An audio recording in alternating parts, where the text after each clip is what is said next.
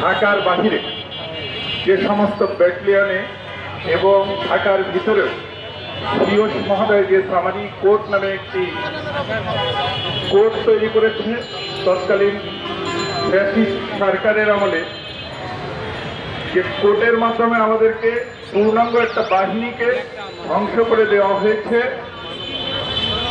এটা শুধু ধ্বংসই করেনি, একটা তাণ্ডব লীলা চালিয়েছিল।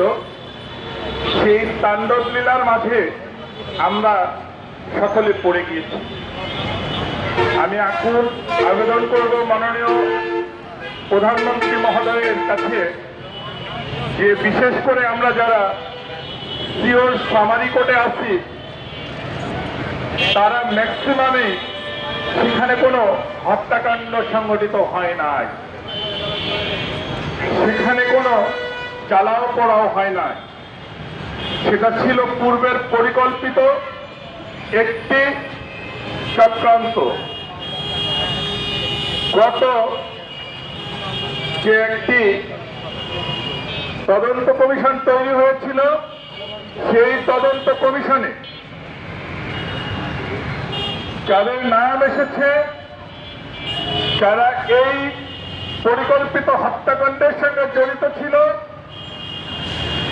তাদেরকে বিচারের আওতায় নিয়ে না এসে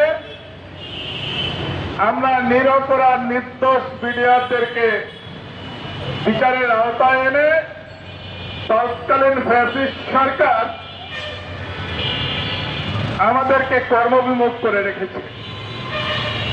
আমরা এই গণপ্রজাতন্ত্রী বাংলাদেশ সরকারের মাননীয় প্রধান মন্ত্রীর কাছে আকুল আবেদন করব, উনি কিন্তু দেশ নেত্রী আপসী নেত্রী খালেদা জিয়ার সন্তান। এত কিছুর পরেও কিন্তু ওনাকে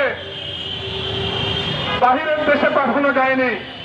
ওনার প্রতি কিন্তু আমাদের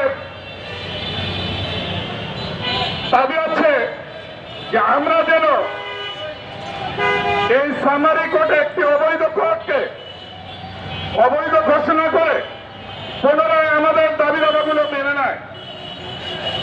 আমরা অনেকভাবে